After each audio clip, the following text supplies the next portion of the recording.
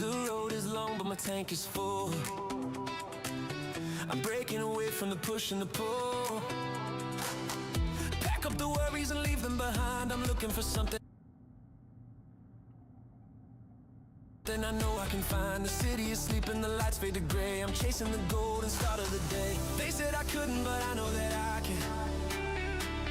I'm riding the future with lines in the sand. No looking back with no turning around. I'm finally lifting my feet off the ground. I'm just living my life, free as the breeze. I'm doing exactly whatever I please. Yeah, the world is wide and the sky is blue. Just living my life. Oh, yeah. I'm just living my life. Oh, yeah. I threw away the map that they gave to me. There's a million places that I wanna see.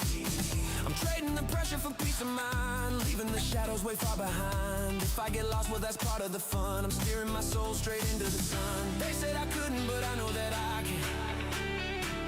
I'm riding the future with lines in the sand. No looking back with no turning around. I'm finally lifting my feet off the ground.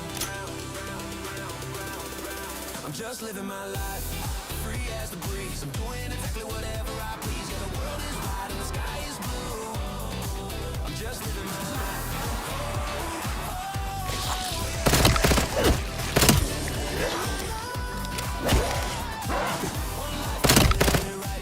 One spark, gotta burn it bright.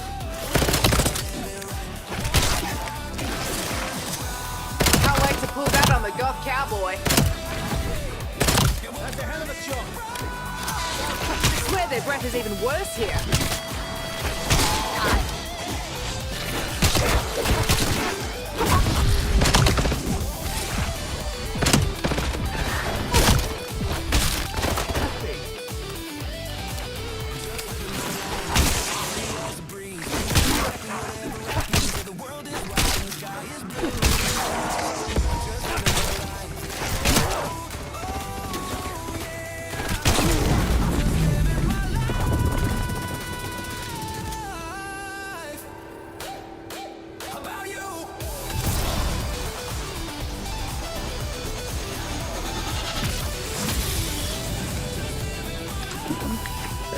People always told me I was the life of the party.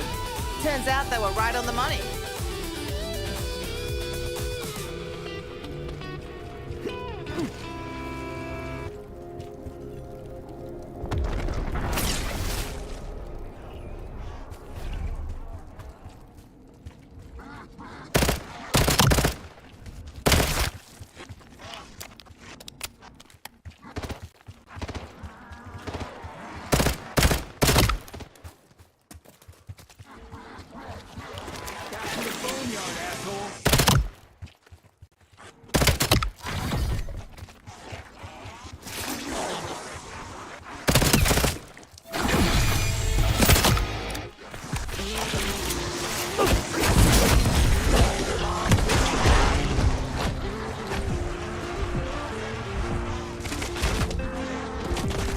Double points!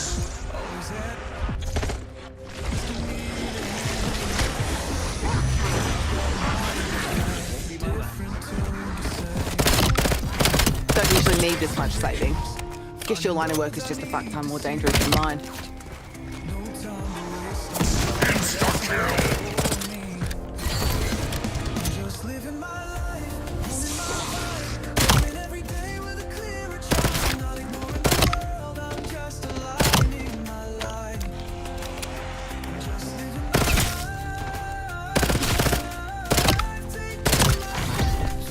Don't worry, I was just as mean to your cousins back home.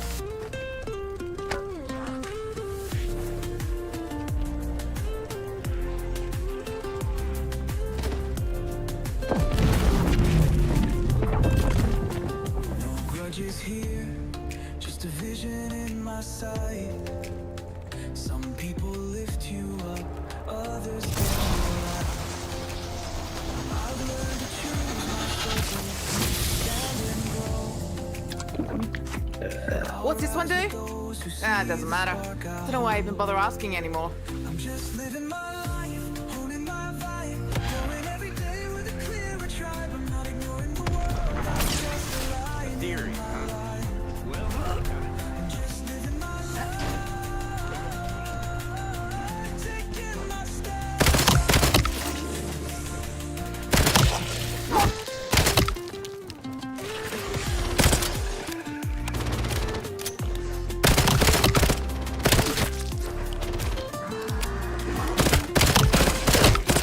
Just living my life, living my life, going every day with a clearer tribe. I'm not ignoring the world, I'm just living my life,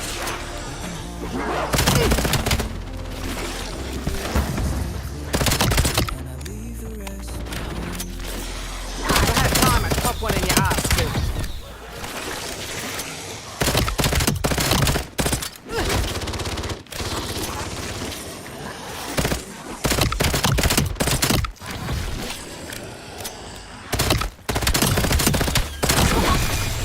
You stupid nubs really light up my life. Bonus points. Max armor. Insta kill.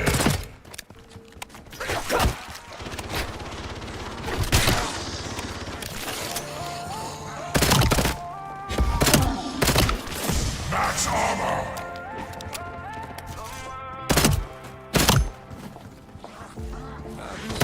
Playing memories, living circles I don't need. Some bridges burn, but I learned to let them go. I used to chase what didn't stay, lose myself just to make that day. Now I'm walking on my own design, no more waiting for a sign. I'm moving on with my life, no more looking back tonight. It's gonna be alright. I'm finding peace in my own light. I gave my heart, I paid the price. Now I'm free, no need to fight. Yeah, I'm moving on with my life. Some doors close and that's okay. Can't bring everyone your way. Only mistakes I made, but endings late. New breathe with no regrets. For fuck's sake. Yeah, the numbers and he still shipped a bit. I'm moving on with my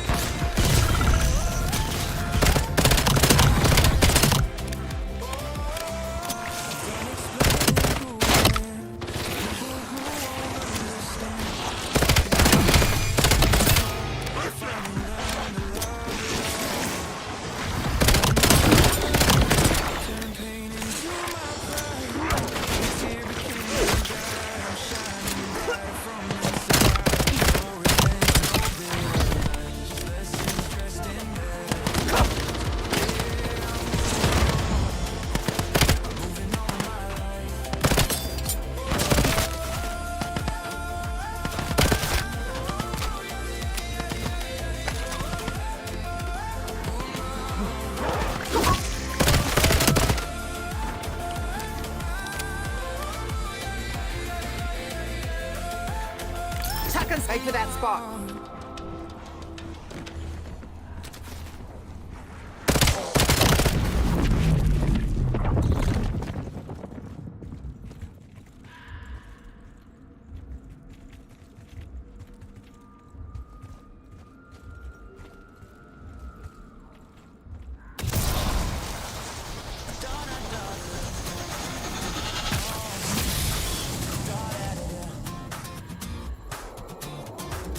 I looked in the mirror and I saw a change. Not in the picture, but inside the frame. Looking up early just to catch the sun. Missing my shoes and the boxes one by one.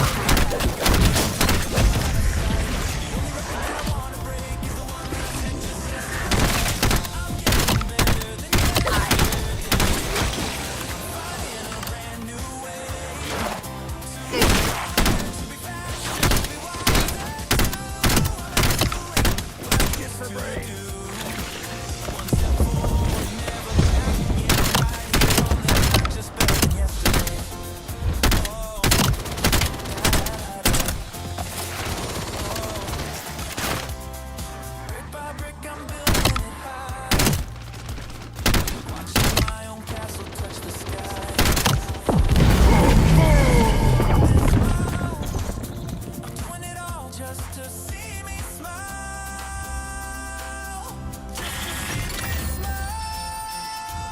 Smile. I'm getting better than yesterday. I'm finding a brand new way. Be faster, to be wiser, Anyone else want to run through a brick wall with me? right here on the track, just better than yesterday.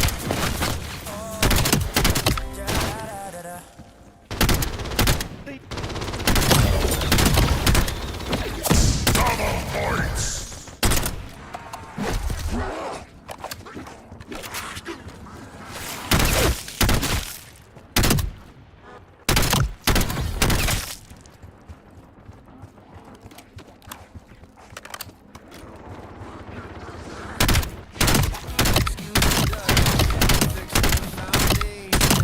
Yeah, sucks when we come to your home and fuck up your shit, doesn't it?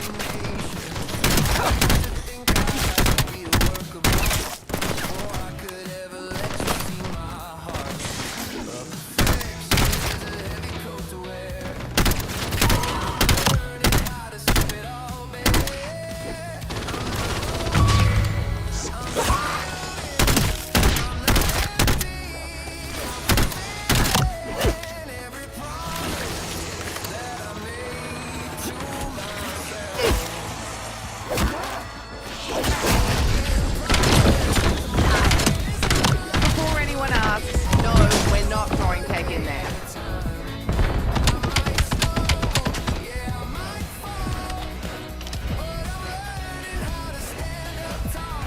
Bonus points. Nice. Does it do smoothies too? Here's your way. What are you standing around for? Time to punch back in. Trigger and set for that spot.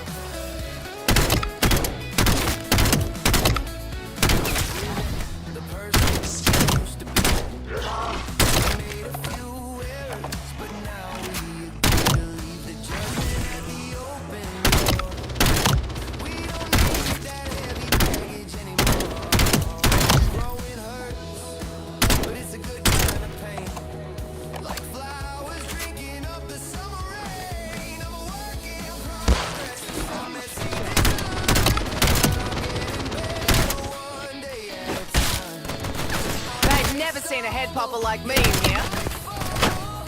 Oh yeah. Fuck him up, Maya. What the fuck are we celebrating? I'm a work in progress, not a mistake.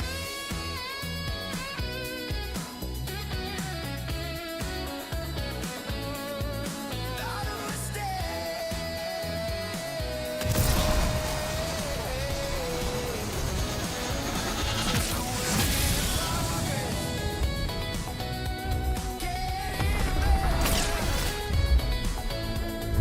Getting better.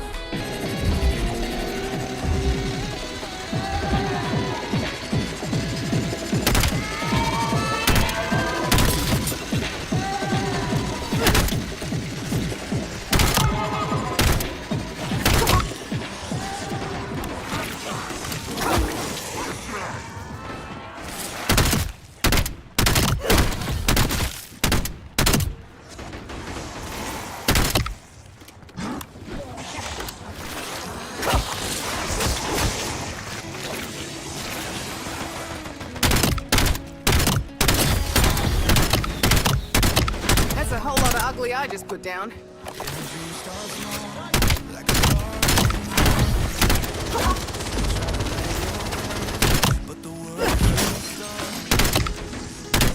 It's about time these rancid bludgers were put to good use.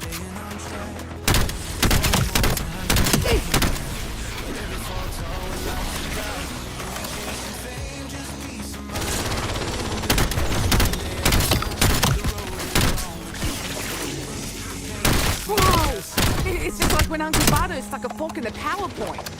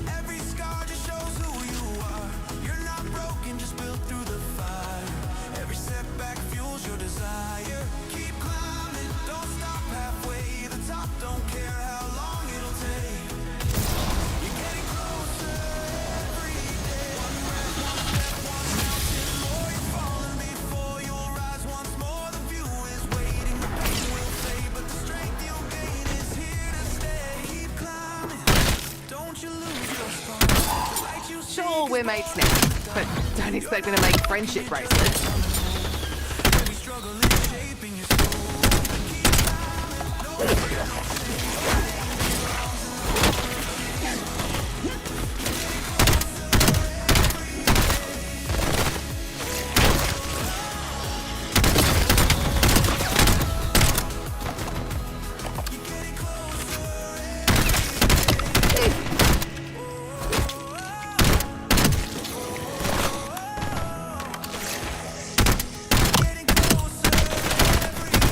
I'm the monster here, not you wobbly beef sticks.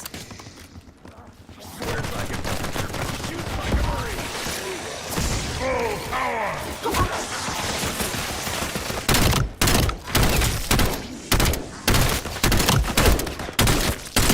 Went full tilt on them.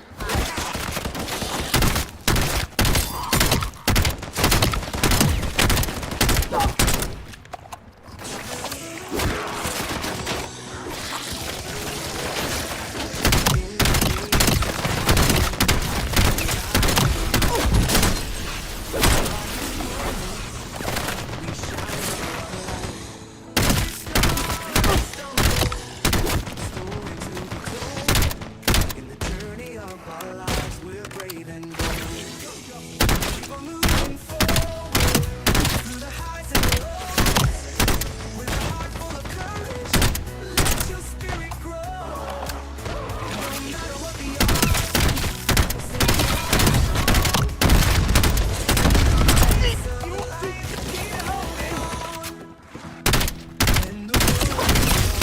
Tougher the nut, the harder the crack.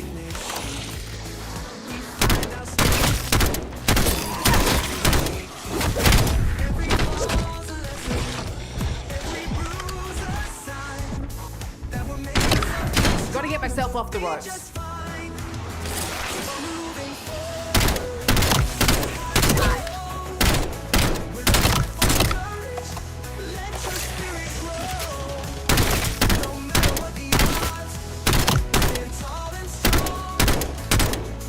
Max armor! Keep holding on. Tomorrow brings new challenges. Mountains to ascend. Bonus points! Step and heartbeat. Our spirit grows. We face the world together. Hope and with grace. Every triumph we embrace. Insta-kill! Dad always said it pays to have mates in low places. Max ammo! No matter what the odds, stand tall and strong. In the race of life, we'll keep holding on. So let's ride this journey with passion in our hearts. Every end's a new beginning, every finish a fresh start. In the symphony of life, we'll sing our song. With unwavering faith, keep moving on. All right, I'm making the rounds. Who needs a top up?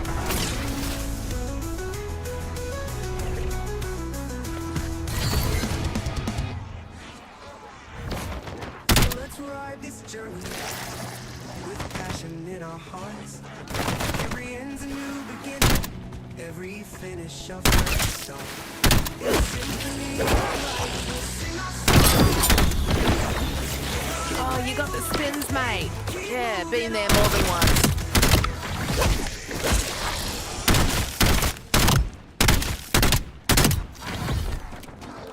Insta-kill!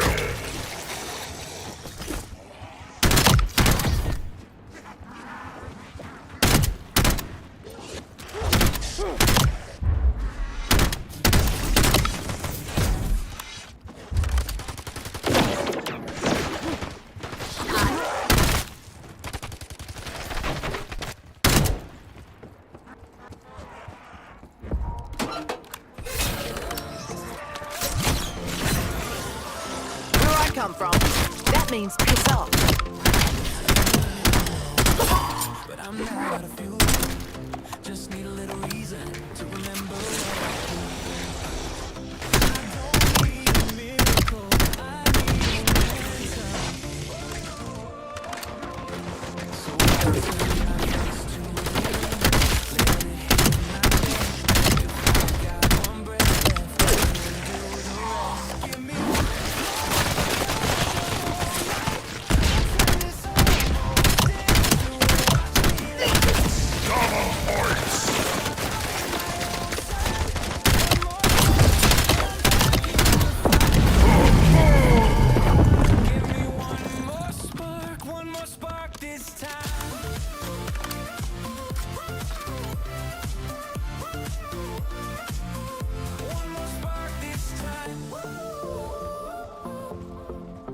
to wait for permission.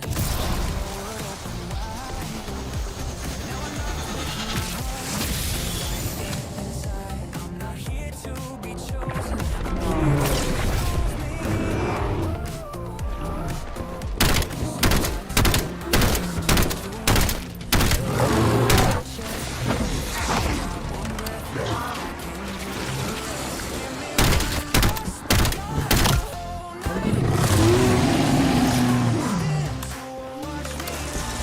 Ow!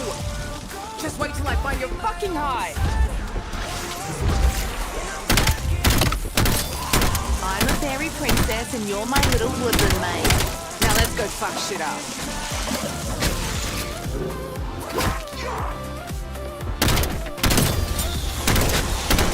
What does this mean by good vibrations?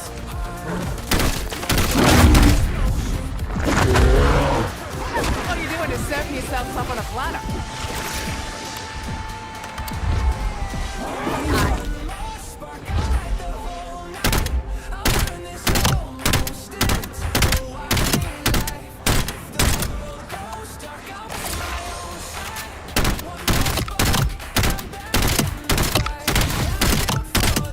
You know me, always a crowd pleaser.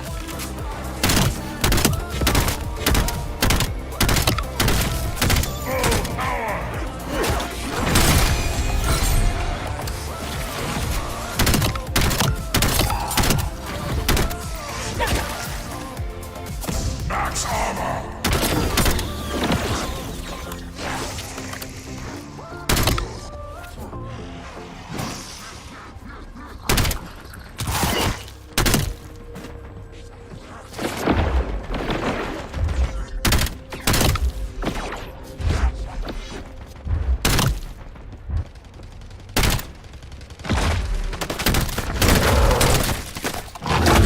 C4 out.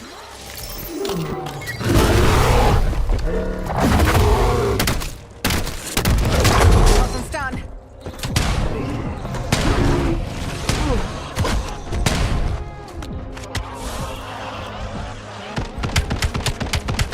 Stop showing up just to prove you care. Started showing up for your own. Silence got heavy, but it felt so right. Trading validation for a quiet night. I said you changed, you're not the same. But healing don't fit in your frame. You see growth, you see goodbye.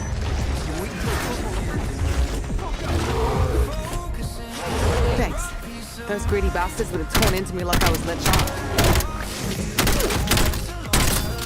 This isn't permanent, yeah? I can't commit to having a pet right now. Blowing it up. Max ammo.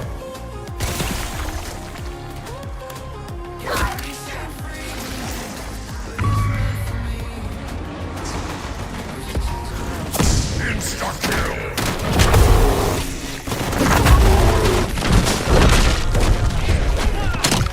Fighting fast! I need a grab!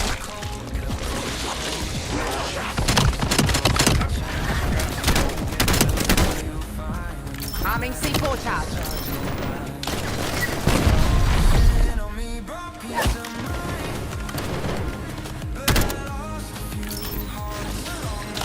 Triggering C4.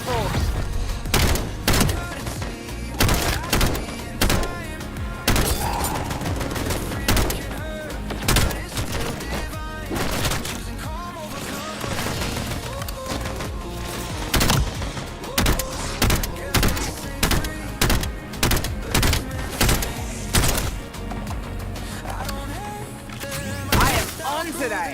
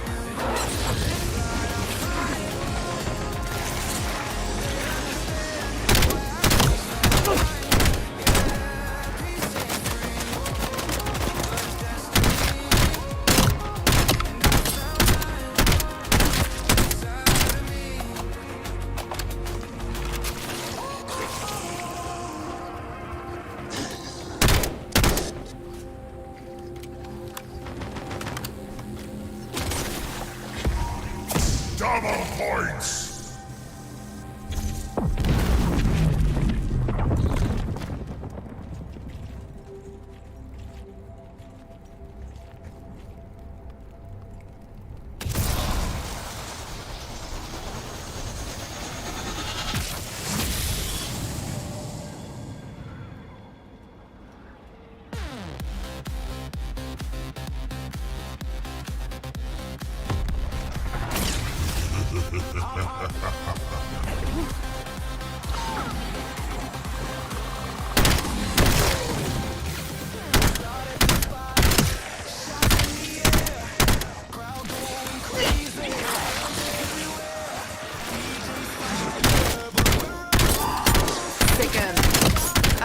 Shit. Do I need to bribe you with a Vicky or something?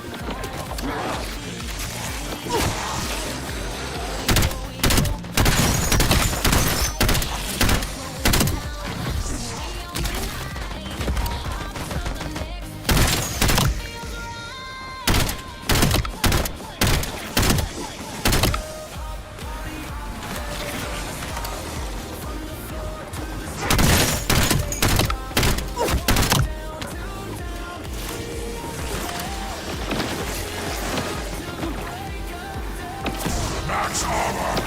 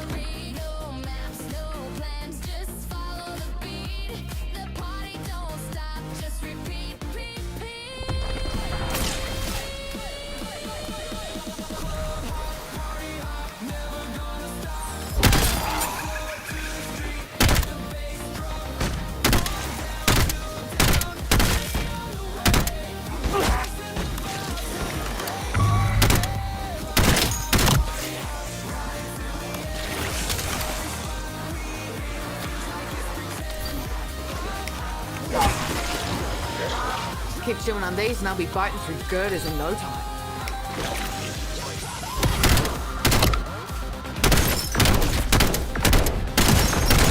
Can't start my day till I've done one of those.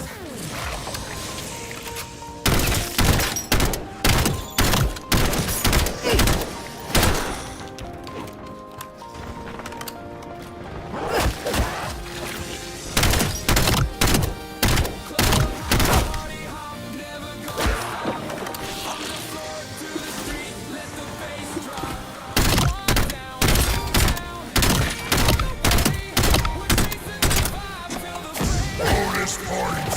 Full power! No one's knocking it on my watch.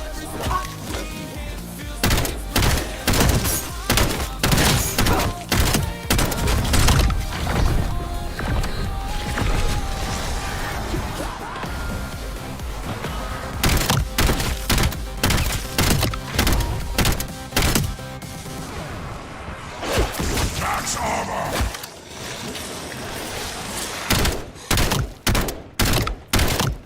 Double points!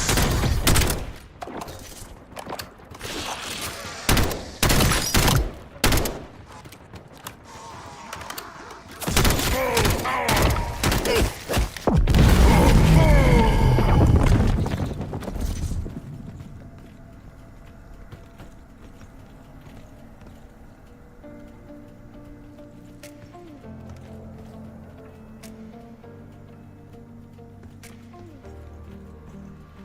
So many look like they should.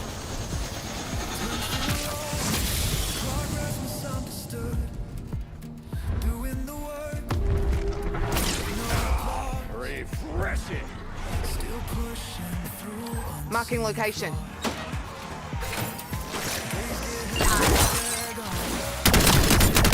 Fuck. See you in the freezer aisle. you hear that one? Please, tell me someone heard that.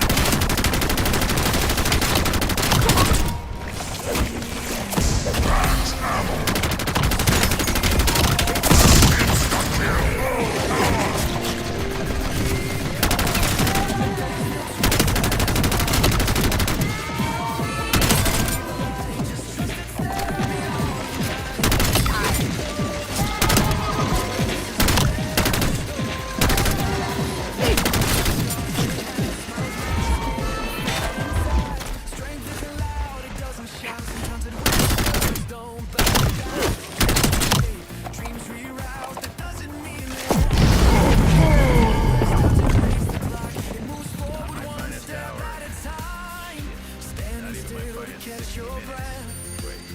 It's not surrender. It's respect. So keep going when the doubt starts talking loud.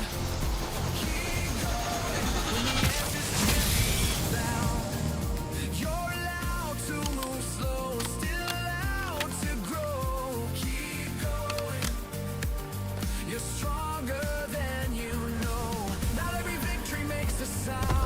Some do when no one's around. Holding on when letting go's easy. That's a strength nobody sees.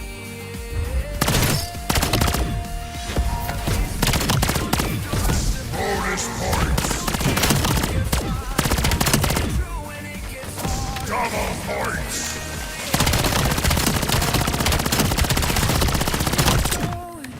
Even if the road bends. Max armor.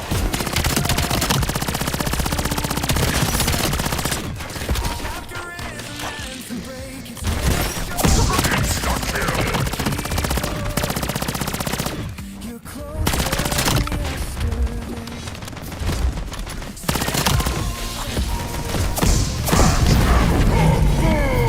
Points.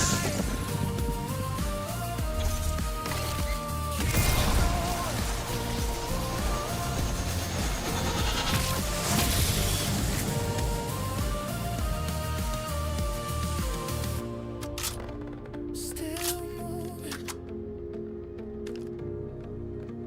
Still trying.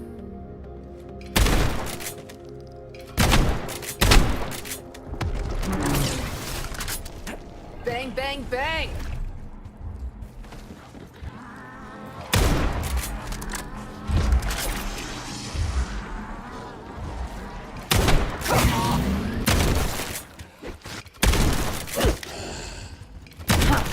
You know what? Blitzbrango's a good band name.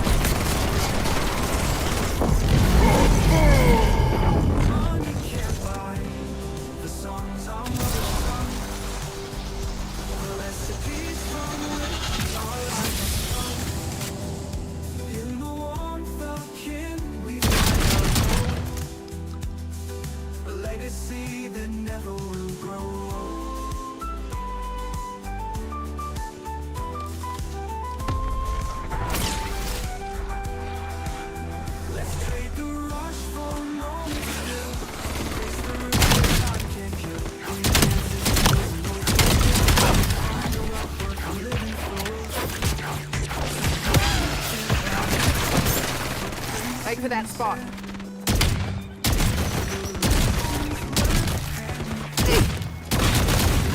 Max armor.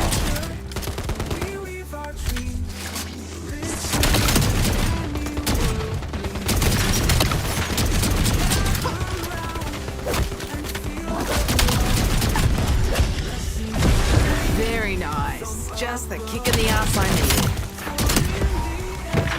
Double points.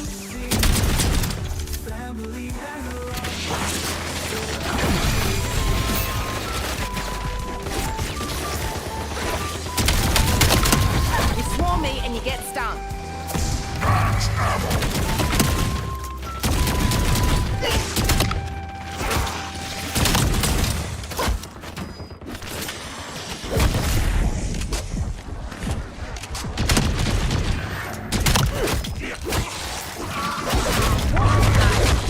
Son of a bitch, that stings.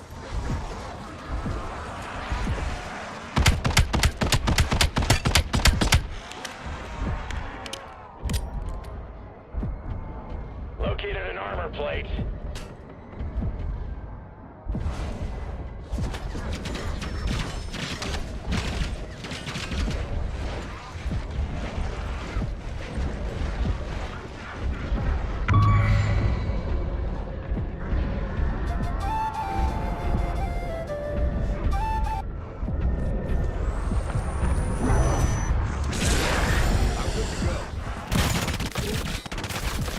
You're like a one-man fire brigade. Save kittens stuck up trees too. C4 out. Blowing it up.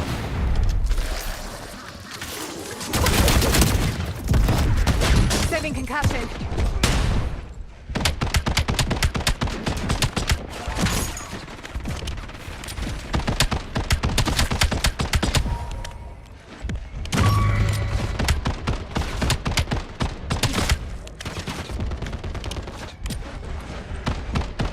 Double points. Take it off.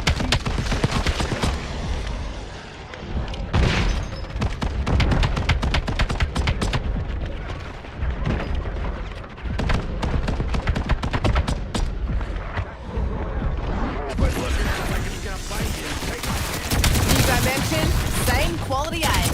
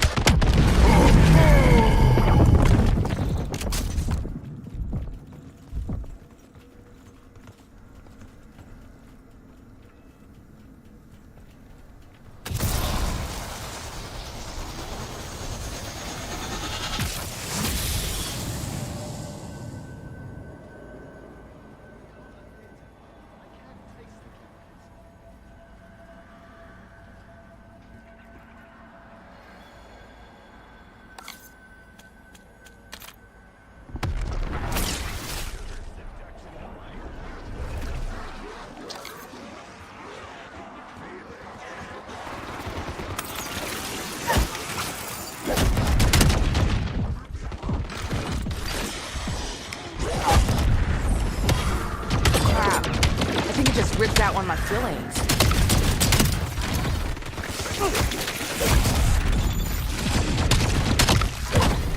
Don't leave me here like a dead cow.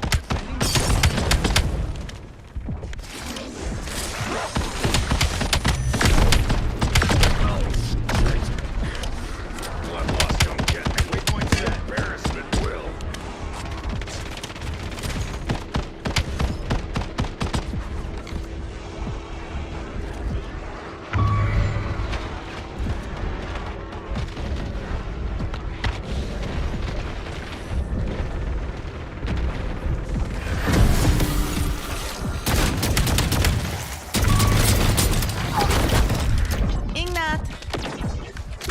Or not. All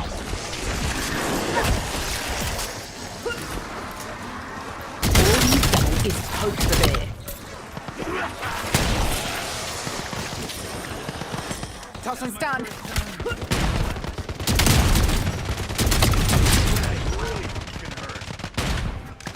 Insta-kill!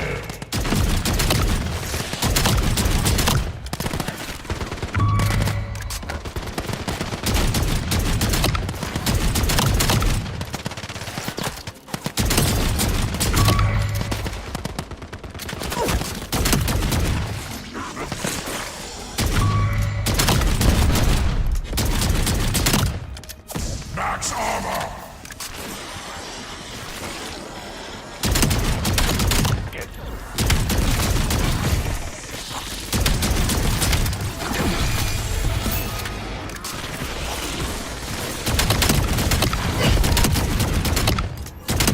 Where's my MVP trophy? Waypoint set. Full power!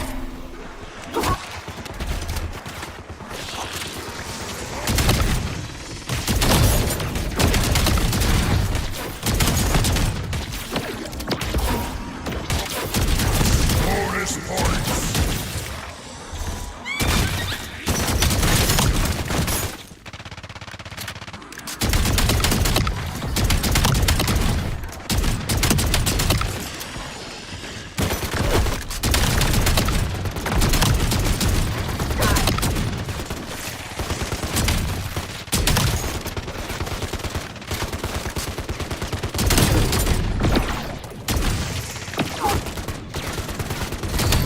Fuck, that was gorgeous.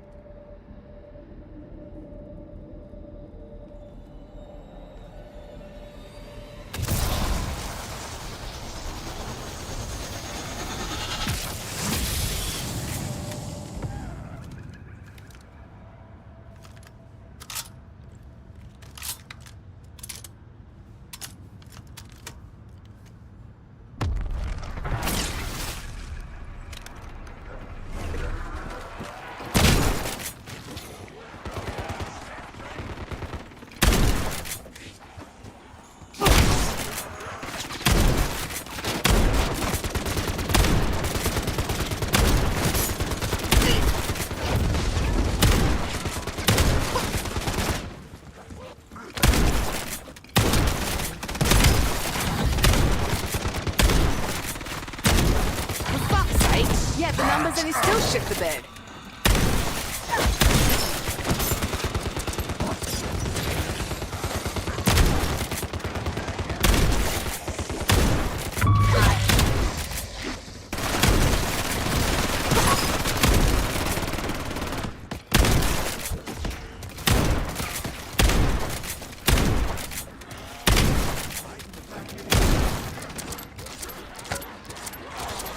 Thanks for slapping me back together.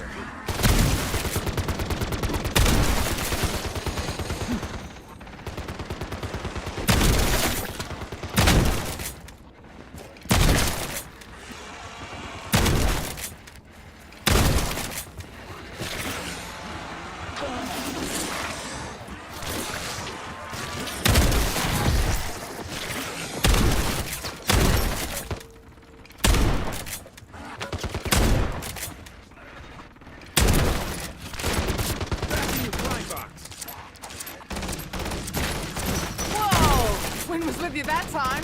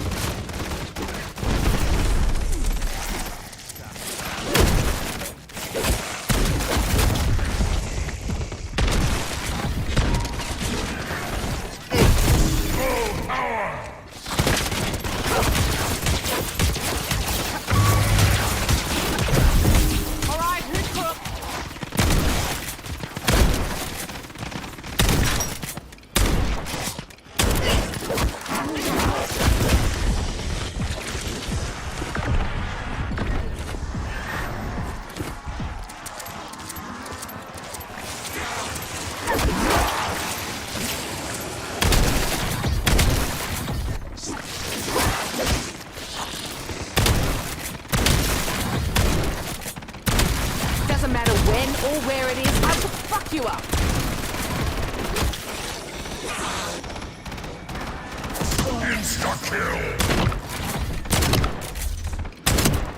Bonus points!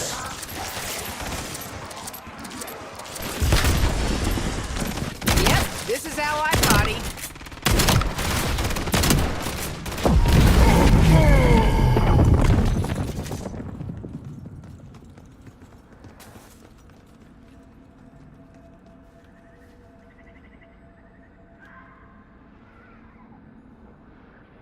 Double points!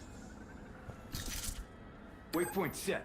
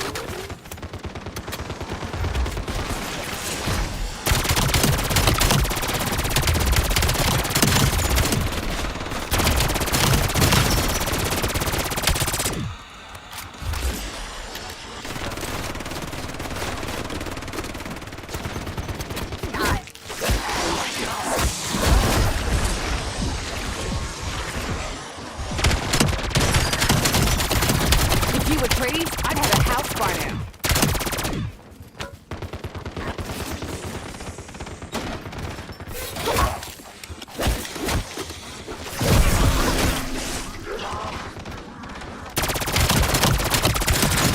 I miss real coffee.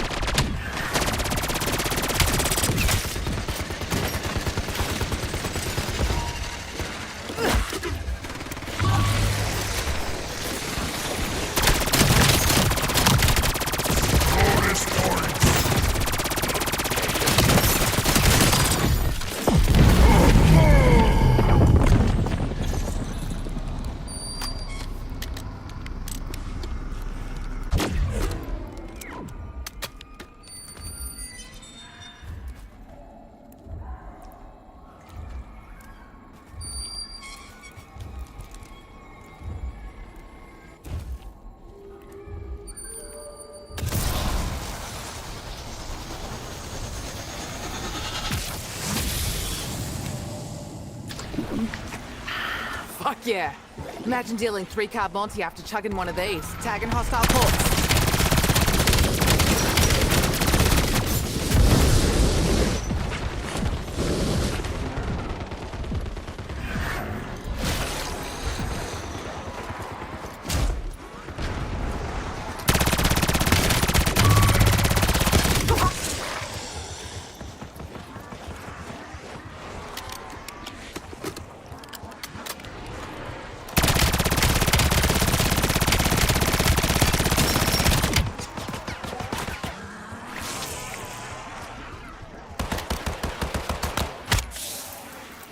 Yeah. Couldn't stand to lose you and all that.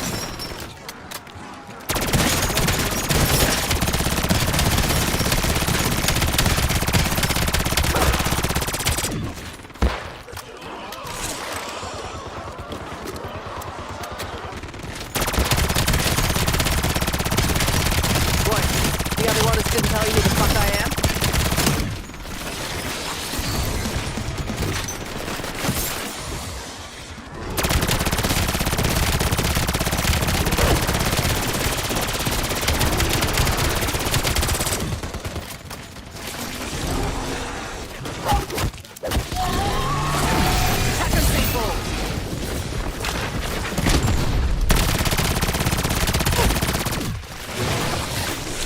Triggering C4. Wish it was dead.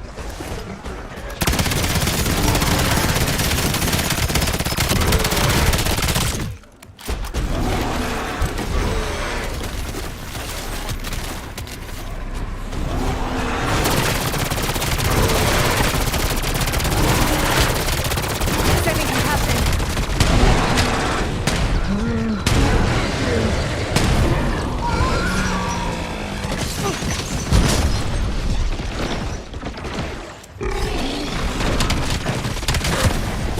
Fuck! Get your ass over here before I cock it!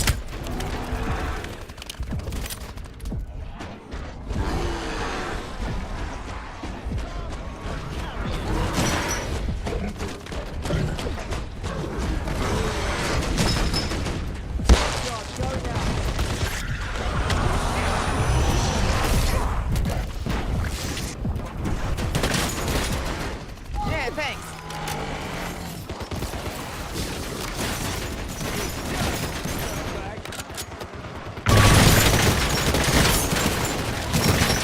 Undead maggot stack right here.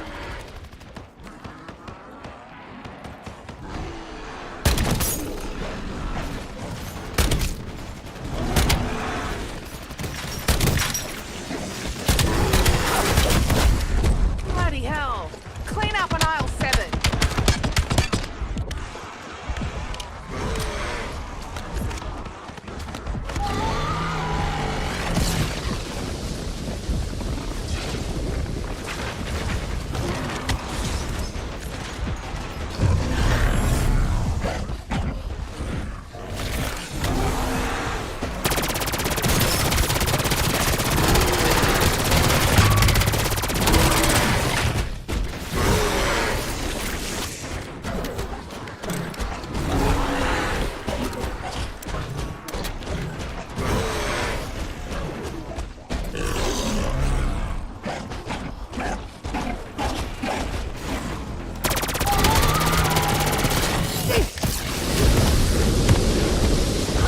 Fuck! Someone get me up! I'm in the shit!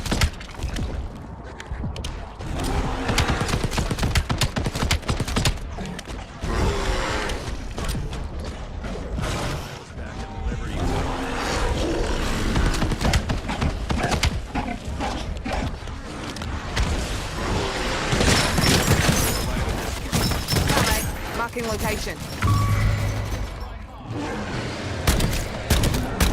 I see a freak, man.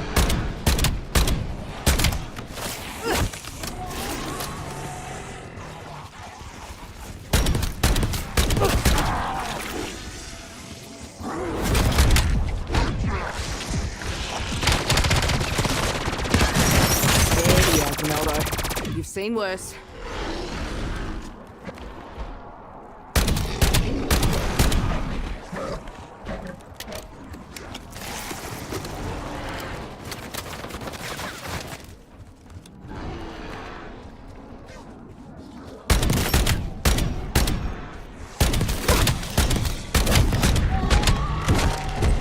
Shit! They got me! If I die, I swear I will fucking haunt you!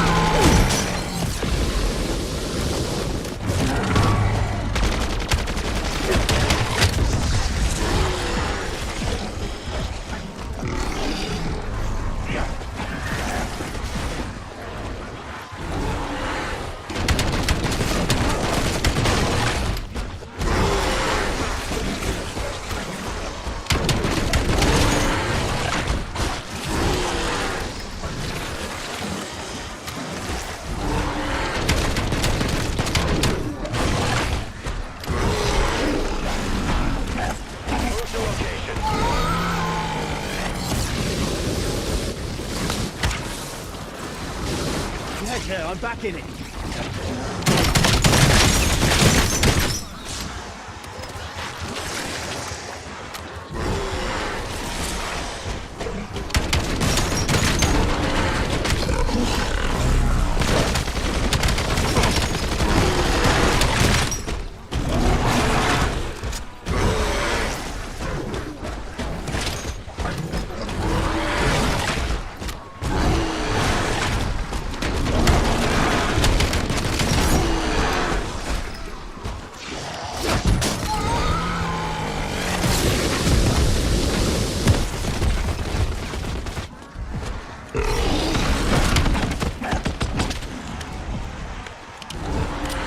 Marking target location. Tagging waypoint.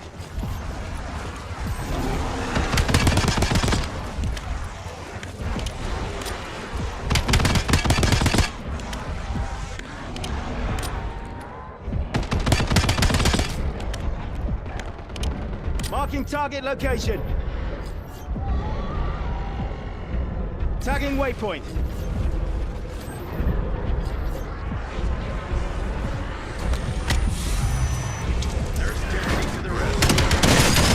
Take a guess. Heads or tails?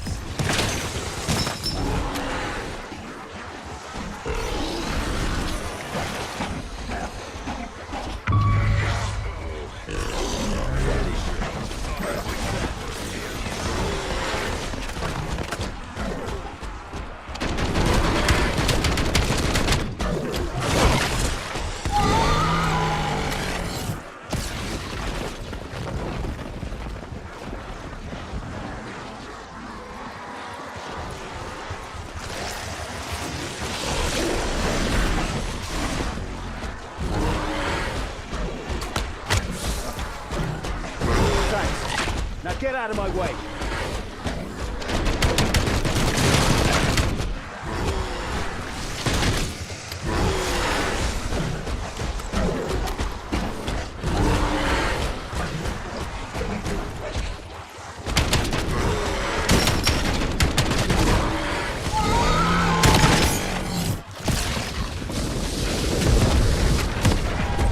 I only have myself to blame.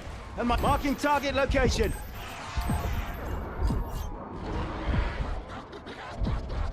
Tagging waypoint.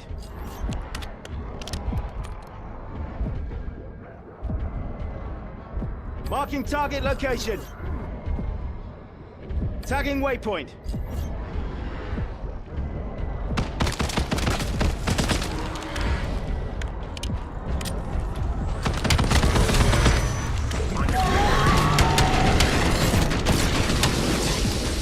You took your time, didn't you?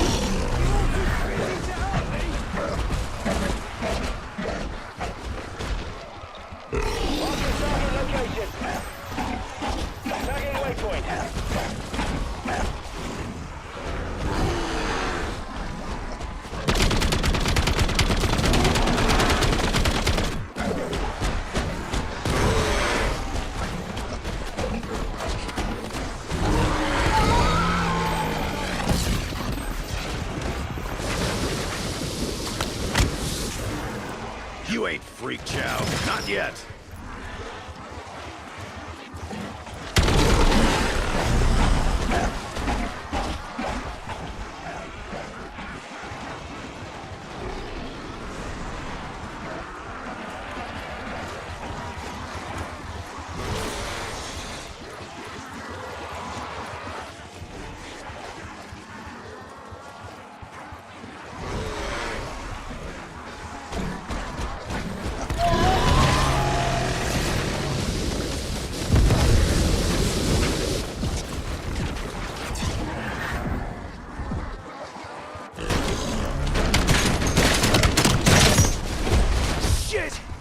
Tagging waypoint.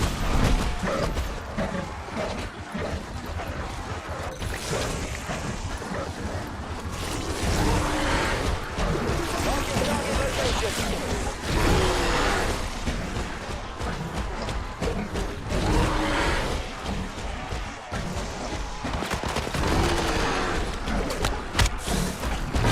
Knock it at him, Buttercup. Tossing concussion.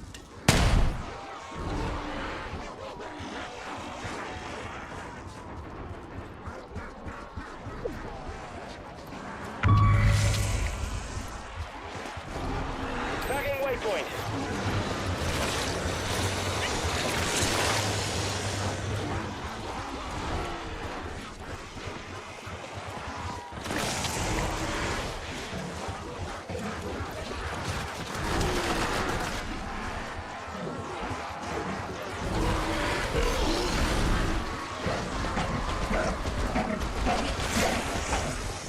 Marking target location.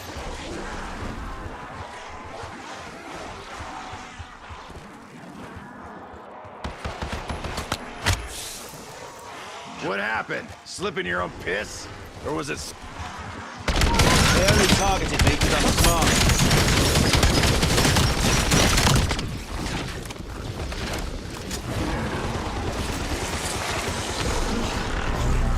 Stun through!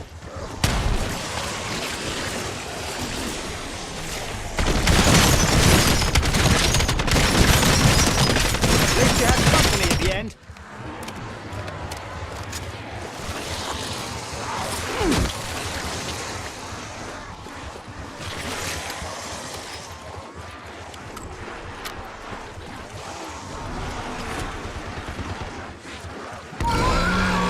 Semtex armed.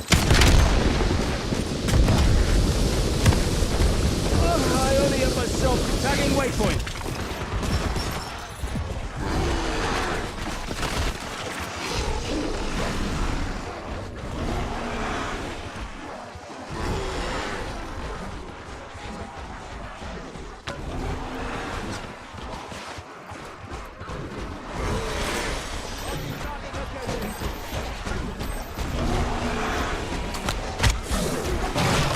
Call that a scar? BC would have chewed you up and spat you out. Boy. All right. Now I'm even pissed-er than normal.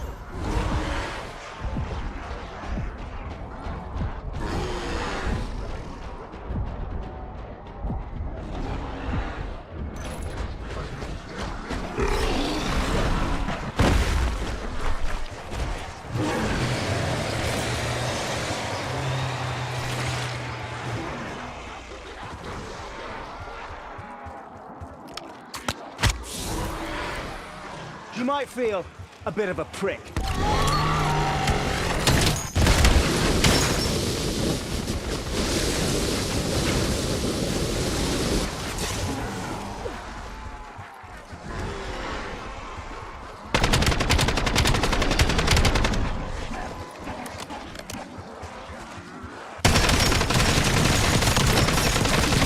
I offer a group discount.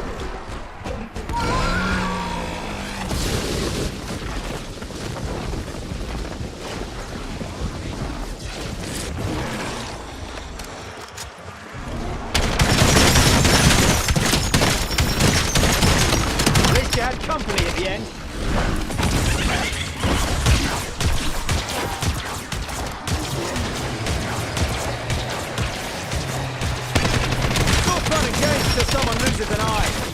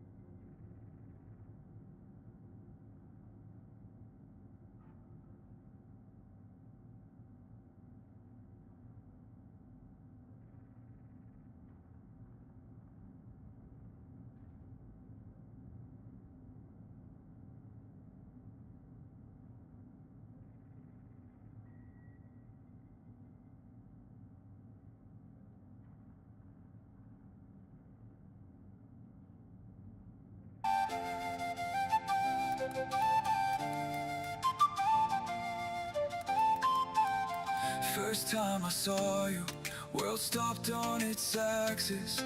Blue light through the window, slow song on the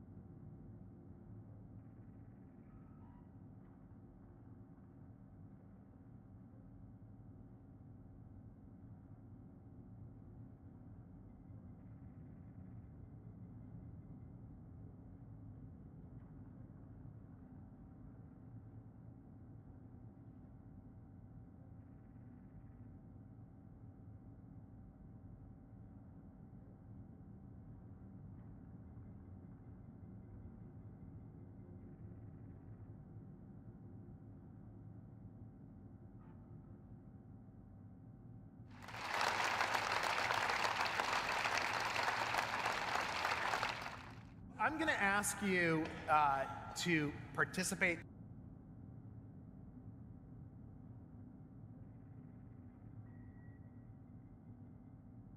in an experiment, which is that when you leave this room, when you go out into the world, today, tomorrow, whenever you feel like it, I'd like you to ask and answer one question of someone who's a stranger. You might meet them on the bus, you might meet them walking.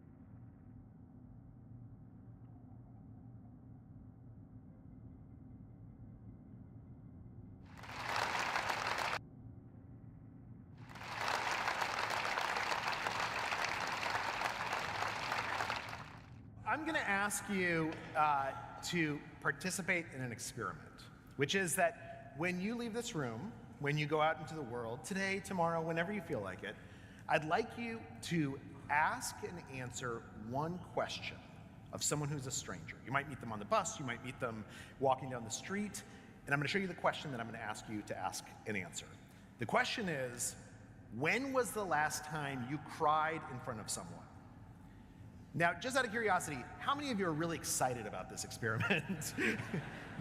No hands went up whatsoever. And that makes sense, right? Because there can be nothing that seems more intimidating or less fun than finding a stranger, asking them when they've cried in front of someone else, and then telling them about the time you cried in front of someone else. But I'm going to try and convince you over the next few minutes that this experiment is not only worth doing, it's worth doing whenever you can, because it will make your life better. And to explain how I got to this, I have to tell you a little bit of a story about me and my wife. A few years ago, we got into this bad pattern. We've been married for 20 years, but I would come home from a long day at the office. I was a reporter at the New York Times at that point, and I would start complaining about my day, about how I'm not appreciated enough. And my wife, very reasonably, would offer me some great advice. She would say something like, why don't you take your boss out to lunch and you guys can get to know each other a little bit better? And instead of being able to hear her, I would get even more upset. And I would say things like, why aren't you supporting me? You should be outraged on my behalf. And she would get upset because I was attacking her for giving me good advice. This was not, anyone ever have an experience like this? It was not in a good situation. And so I went and I started talking to researchers who were studying communication. I asked them, why am I getting into this pattern? And they said, well, you're making a mistake. We're living through this golden age of understanding communication, really for the first time, because of advances in neural imaging and data collection. And they said one of the big things that we've learned is that we tend to think of a discussion as being just one conversation, right? We're talking about one thing, my day, or the kids' grades, what to have for dinner. But what they said is that actually each discussion contains many different conversations. And in general, these conversations tend to fall into one of three buckets. There's these practical conversations where we're talking about what's this all about? What are we really discussing? But then there's emotional conversations where we're talking about how do we feel? And my goal is to share with you my feelings, and I don't want you to solve them. I want you to empathize. And then there's conversations that are social conversations about who we are, the social identities that are important to us, how we relate to each other, and how we relate to society. And what the researchers said is what we've learned is that if people are having different conversations at the same moment, they can't really hear each other. They can't really connect.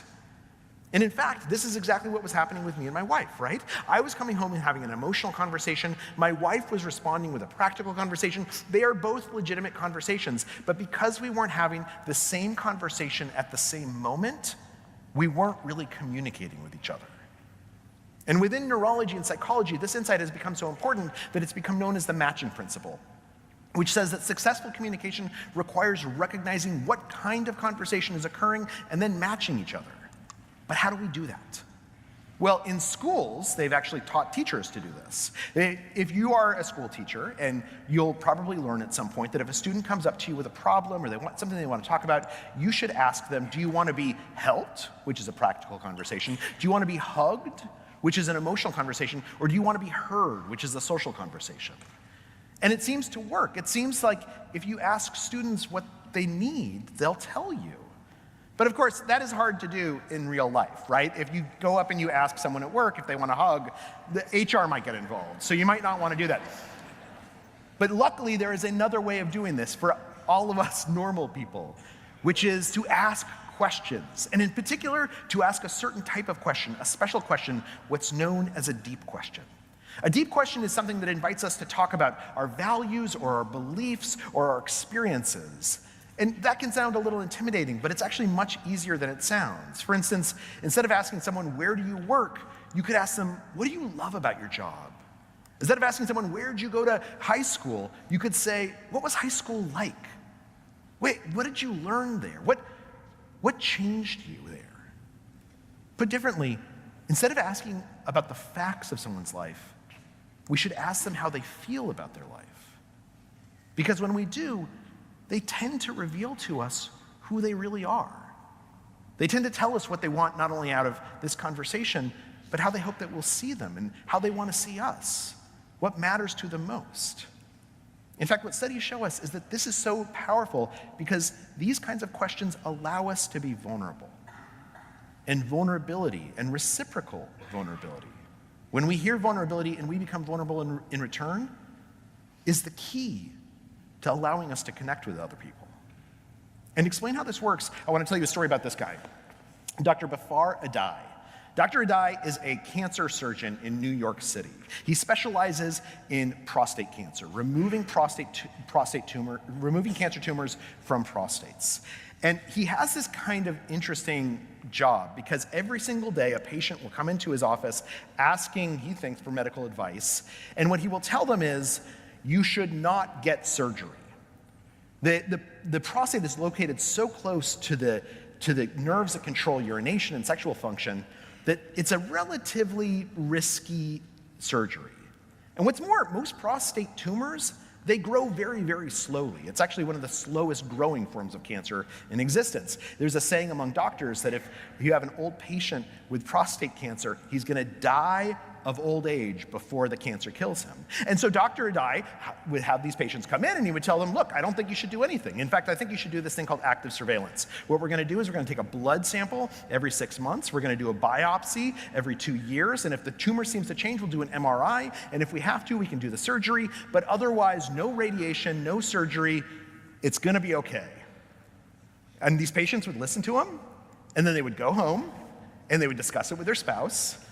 And then they would walk in the next day and they would insist on having the surgery. They would say, I absolutely want you to cut me open, take the tumor out as fast as possible. And for Dr. Adai, this was bewildering, right? He thought these would be the easiest conversations of his life. He's telling people that they don't have to have surgery, and he's a surgeon. He told me that when this happens again and again and again, you start to realize this isn't a problem with my patients. This is a problem with me. I'm doing something wrong. And so he goes to these folks, these professors at the Harvard Business School, and he asks them for advice on what to do differently. And they said, well, look, the biggest mistake that you're making is you are starting this conversation all wrong. You are starting by assuming that the patient walks into your room, into your exam room, looking for advice and looking for medical solutions. But you don't know if that's true. You're not asking them any questions. What you need to do is you need to start asking deep questions. So 2 weeks later, after having this conversation, a 62-year-old man comes into Dr. Adai's office for the first time. He had just gotten his diagnosis of having prostate cancer. And Dr. Adai, instead of giving him advice, instead of telling him what he ought to do, he asks the question. He asks the question, what does this cancer diagnosis mean to you? And the man starts talking, and he starts talking about how his father had died when he was 17 years old. And this had just been so hard for him, and it had been so hard for his mom. And then he starts talking about how at work he's worried that the younger employees, if they find out that he has cancer, they're going to start looking at him differently. They're going to be already writing him into the grave, even though he's got 20 or 30 years left on his career. And then he starts talking about his grandchildren and his fears for the world they're inheriting, what with climate change and everything else that's going on. Dr. Adai had expected this guy to at least bring up cancer, to at least mention mortality or pain, but it never came up. And at that moment, Dr. Adai realized, because he had asked this deep question, that this man wanted to have an emotional conversation. He wanted to talk about, how do we feel?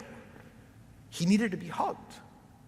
And so Dr. Adai didn't actually hug him, right? But he did the verbal equivalent. And he started talking about how he understood that his own father had gotten sick and that it had been terrifying for them, but it had also brought them together in these ways that he didn't actually anticipate.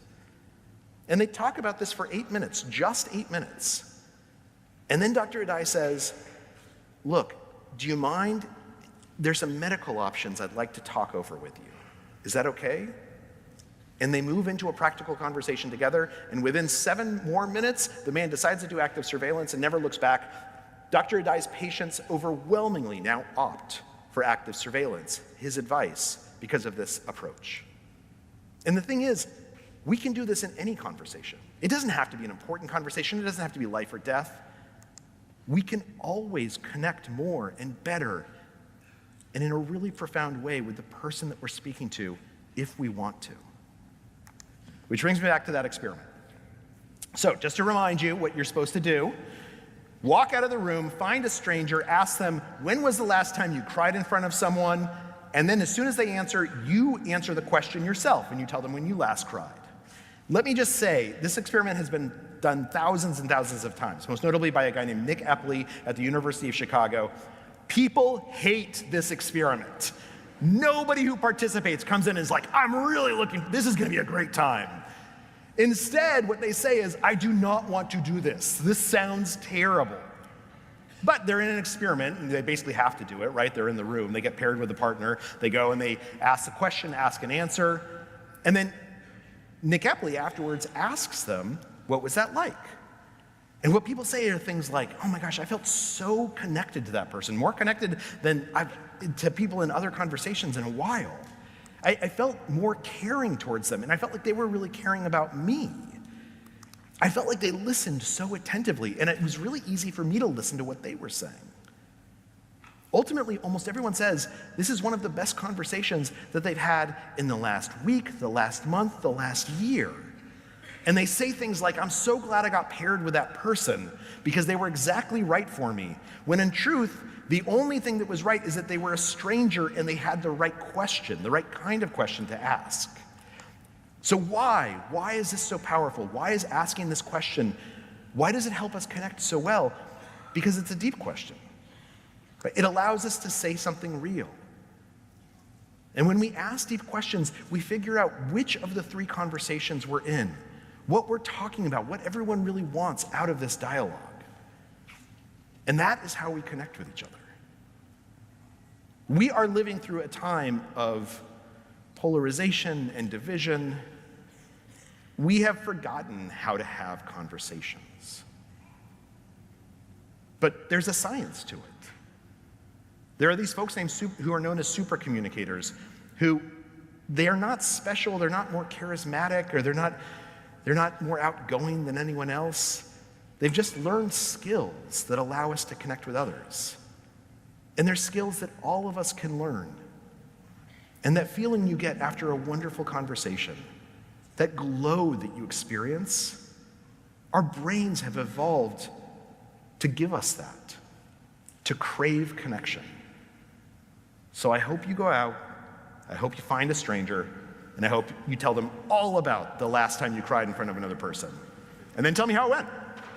Thanks. Oh, am I supposed to stay here? Okay.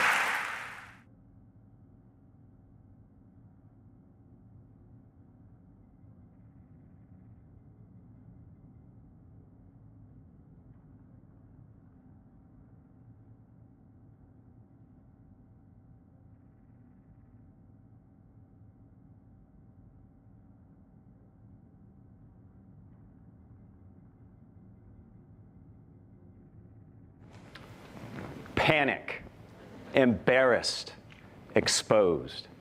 No, that's not how I'm feeling right now, mostly.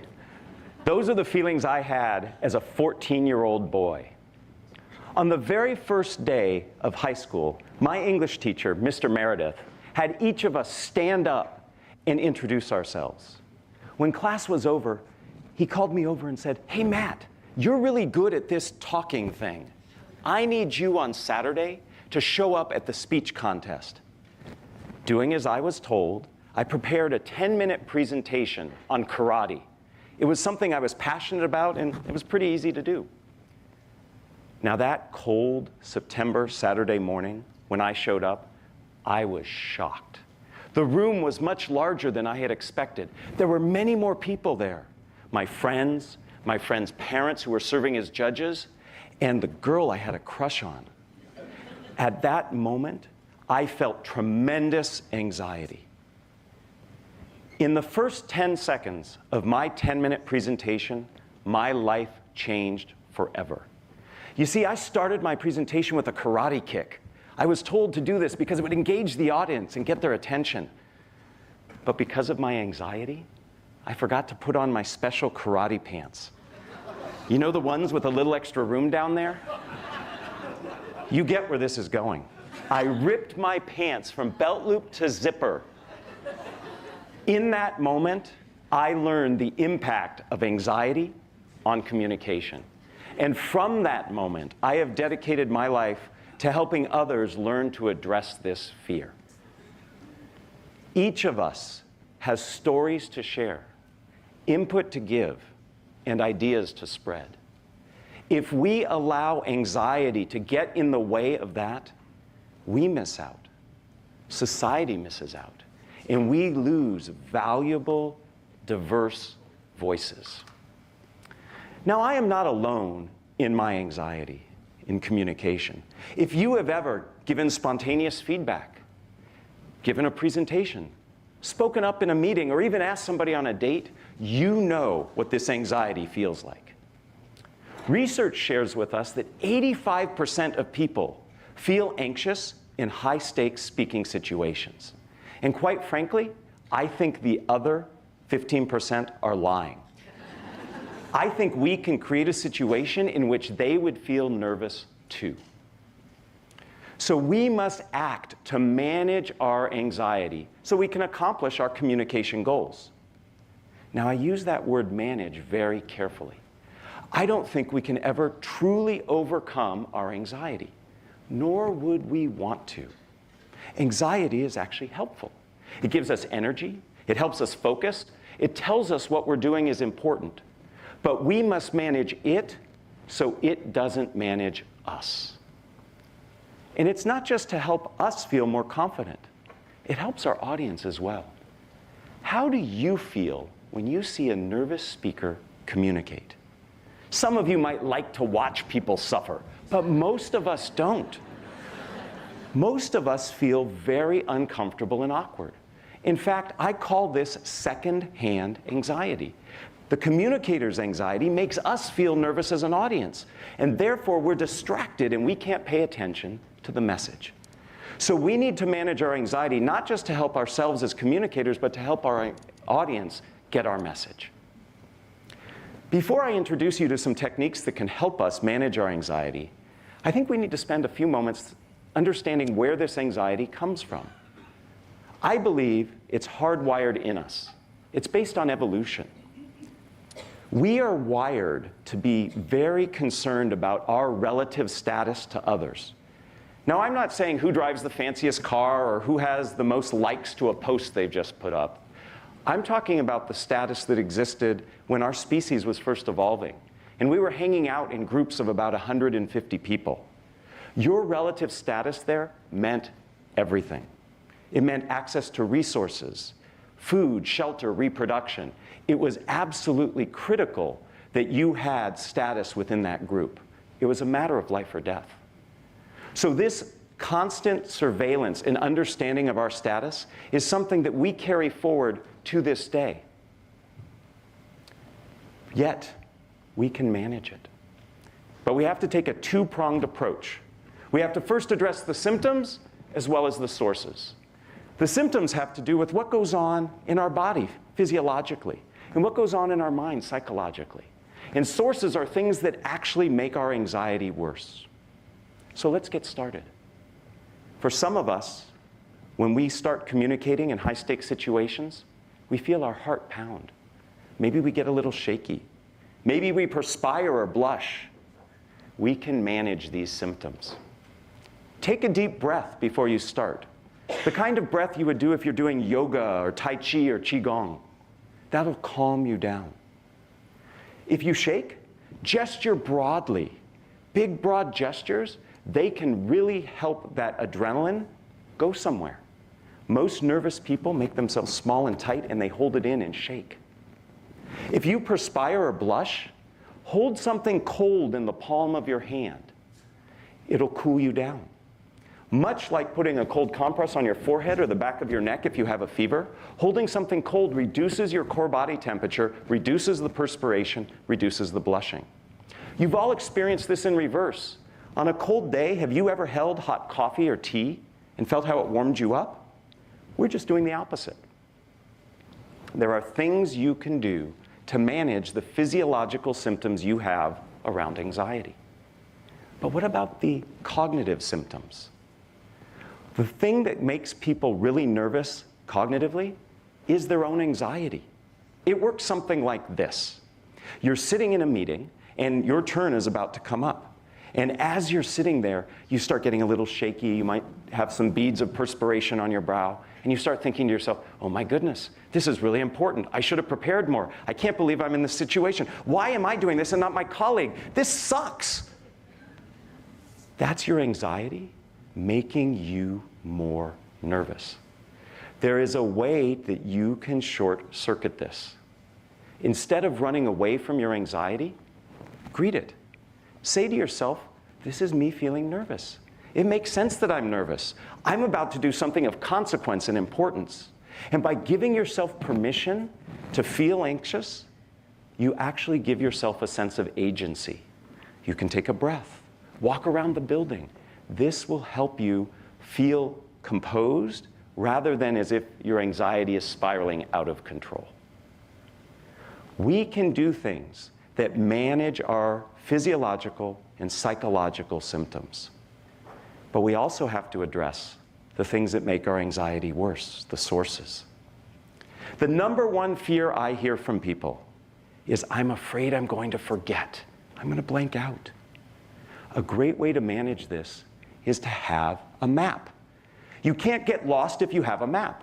A map is nothing more in communication than a plan, a structure, a design. There are many structures that can help you with your communication.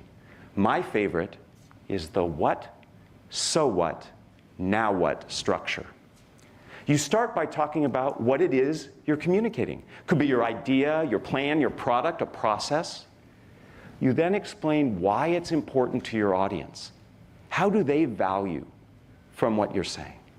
And then finally, you explain what is next, what comes afterwards.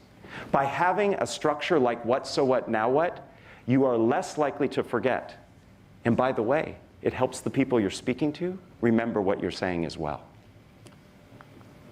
Now, another big accelerant to anxiety has to do with the valuation and judgment we feel the audience is doing on us. A great way to manage this is to redirect their attention. Have them focus on something else. So if you're giving a presentation, show a video clip. Take a poll. If you're in interpersonal communication, ask a question. Pass around a handout. These distract people from paying attention to you. It gives you an opportunity to calm down. And the cool thing is, it gets them more involved and engaged. It's a true win-win. The last source I'd like to talk about has to do with how we see our communication. Raise your hand if you have done one of these 4 things before in your life. Has anybody done any singing, dancing, acting, or played a sport? Everybody. In each of those activities, there's a right way and a wrong way to do it. You're performing. If you're an actor and you misspeak your line at the wrong time in the wrong place, you've made a mistake, not just for you, but the audience and the other actors. If you're an athlete and you don't do what your sport requires at the right time and the right way, you've done it wrong. In fact, some sports keep track of the errors you make.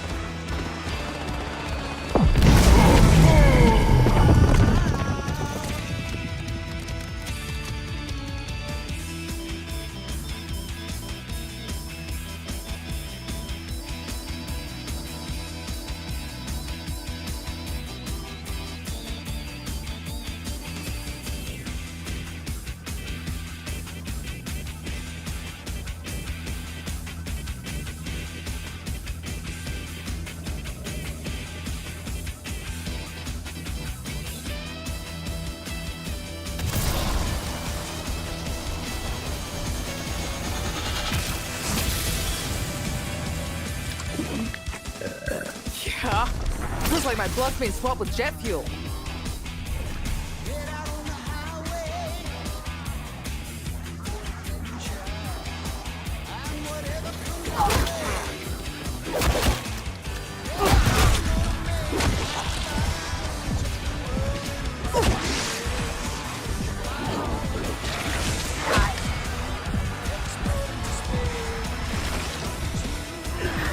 Alright.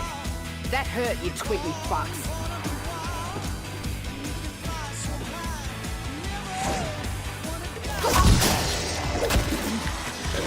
Ugh. That is one grody-ass fizzy drink.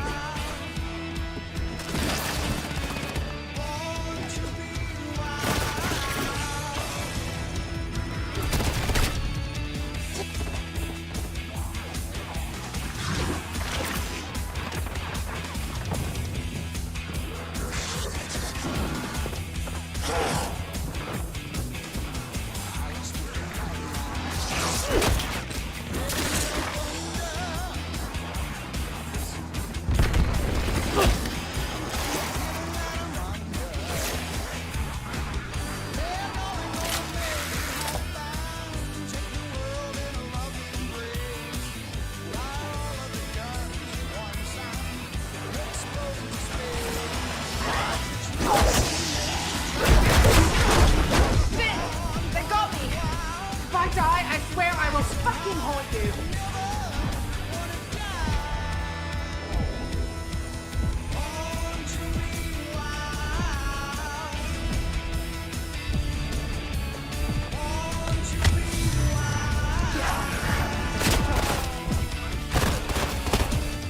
What are you standing around for?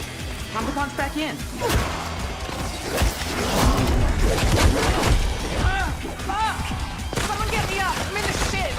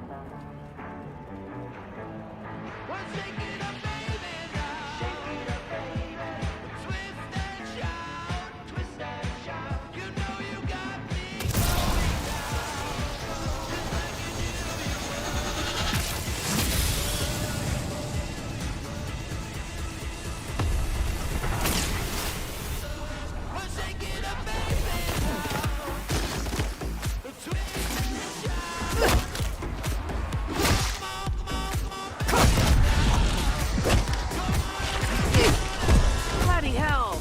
Clean up on aisle 7!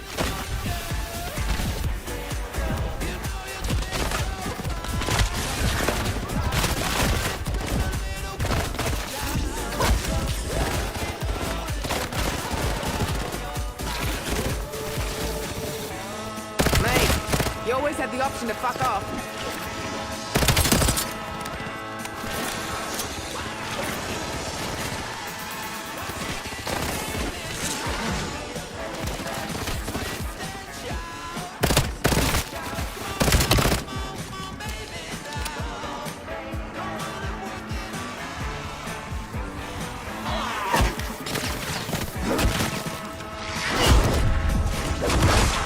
Give me a hand!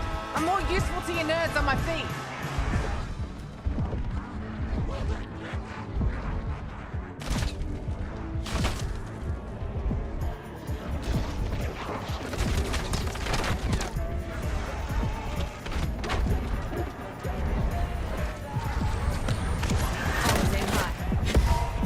Bonus points! Son of a bitch, that stings!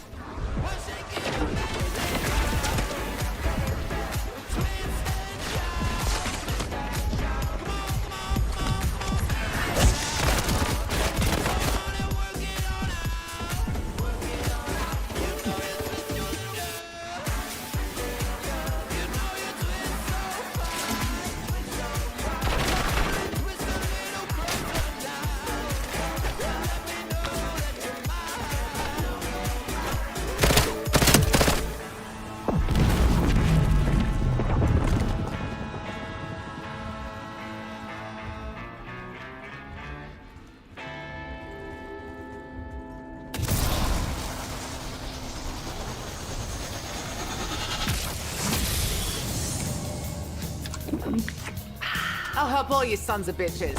Out of the goodness of my damn heart, even.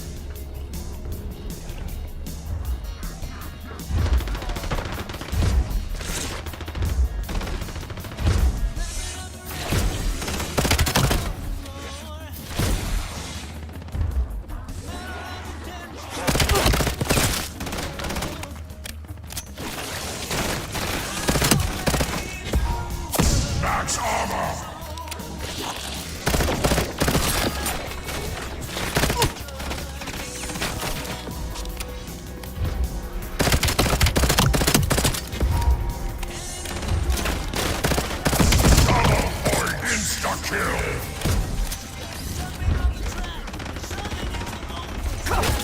Bonus points!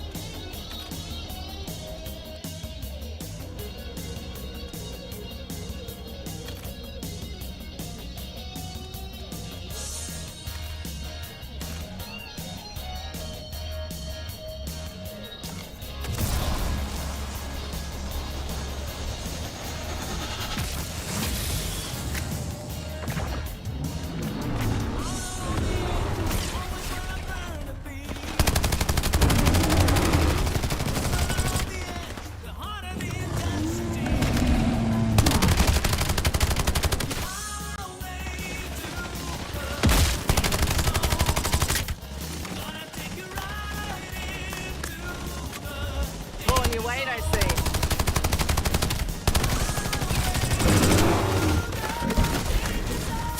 Max ammo! At least there's an ADC gun. Fool me once, mate. Max armor! If I had time, I'd pop one in your ass, too.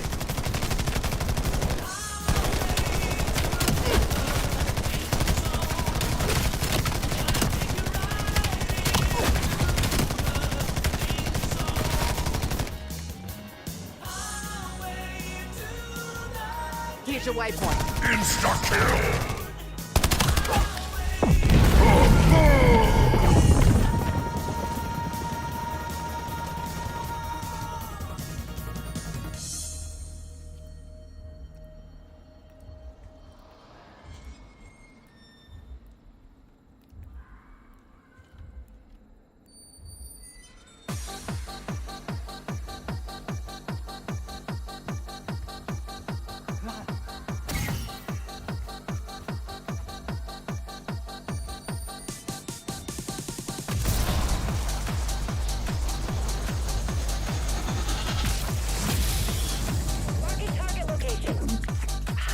Whoa.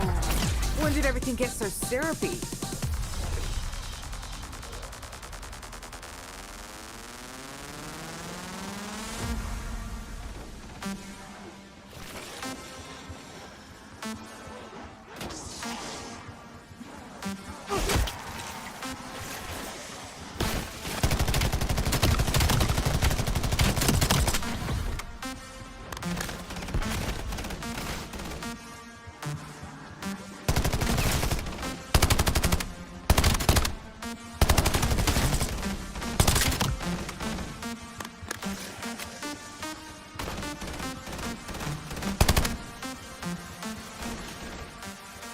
Max armor!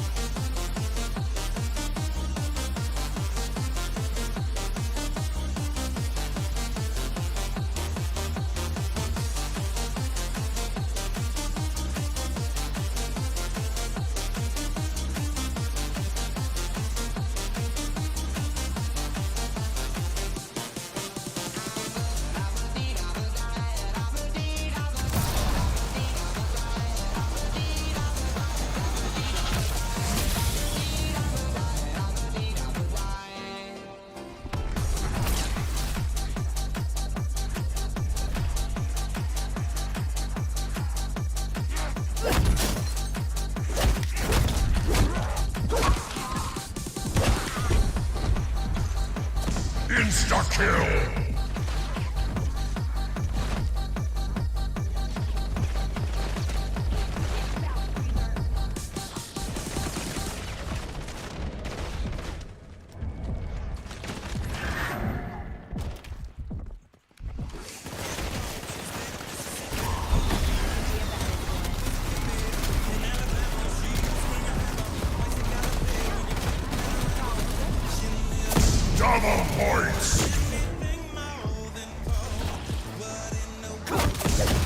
Bonus points.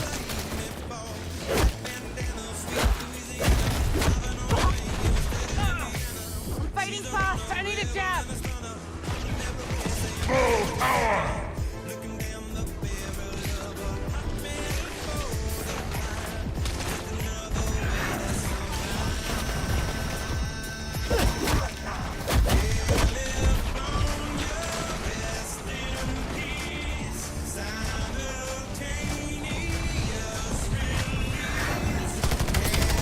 Sure, we're made sense, but at least they were made friendship bracelets.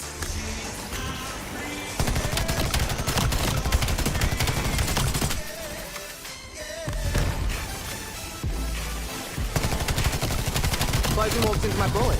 I swear.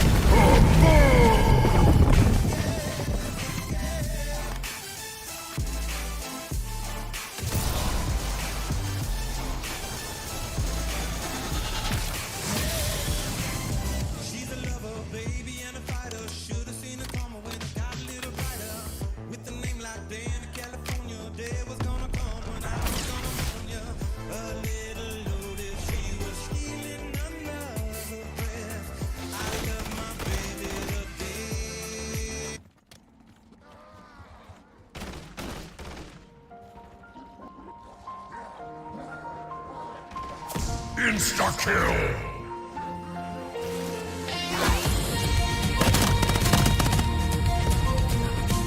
Max ammo. Double points. Shadows, they try to steal my name. Every whisper only feeds my flame. I'm not breaking, I'm just burning bright. Dressed in galaxies, stepping into the fight. Got my starlight armor, nothing breaks through. Right. Where's the ladder? Full power. Every scar's a diamond shining brand new. I'm a constellation they can't rewrite. In my starlight armor, I own the night.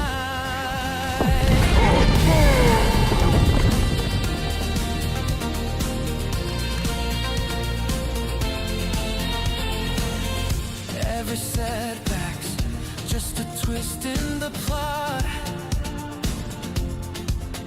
I'm the fire they can't put out no matter what. Every heartbeat's drumming like a war parade. Every fear I had just fades away. Got my starlight armor, nothing breaks through. Every scar's a diamond shining brand new. I'm a constellation they can't rewrite. In my starlight armor, Double points.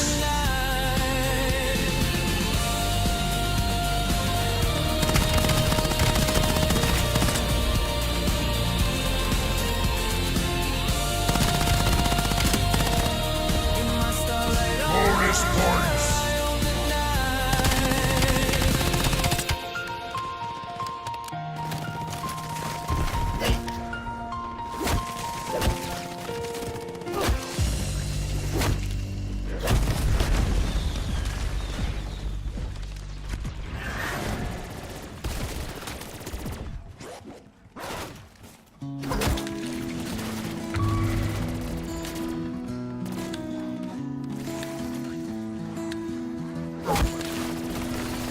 Gray skies linger over me.